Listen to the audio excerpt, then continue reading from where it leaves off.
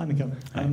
Obviously, your results have largely been excellent, but I think it's 6 games or so since a centre-forward last scored for you. I think it was Eddie against Buda at home.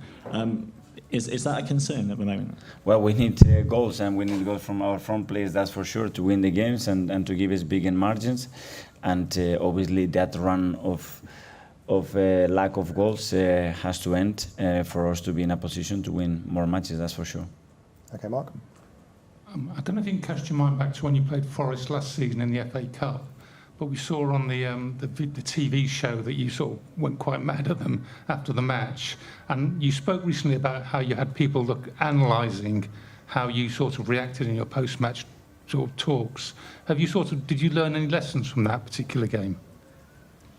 Well, that obviously when you don't play at your level, any team can beat you. And today you've seen another example. When you don't do certain basics the right way, you start to shift the game into a position where it's very, very dangerous. And that day, in particular, especially the first half, it was a lot of that. You don't sort of regret, though, the way that you sort of tore into the players after that? Depends. Today was very different. We've been in an unbeaten run of 10 games, winning 8 of those against really difficult opponents, and those players as well deserve a lot of credit for what they've done. And it's my responsibility, especially when we lose. Mikel, with the schedule and the lack of training you can do between matches, what can you actually do with Gabby or Eddie to actually get them back in form and get them scoring again?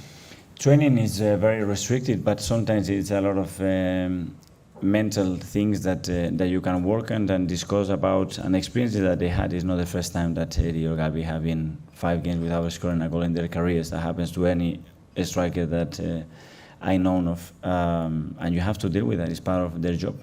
And finally, we'll go to James. Sorry, Dan. Finally, we'll go to James. Thank you. Mikel, one of the traits of the team last year was that when they lost a game, sometimes they would lose 2 or 3, or it would take them a little bit of time to get back to winning form. Is that something that you discussed internally, and how can you prevent that being a problem this time The around? best way after a defeat is to win the next game. That's 100% for sure. And we have a great opportunity on Sunday in front of our crowd. We've been incredibly good at home, and we have to see a different side. Thanks, everyone. Yeah, thank Good you. night, everyone. Take care.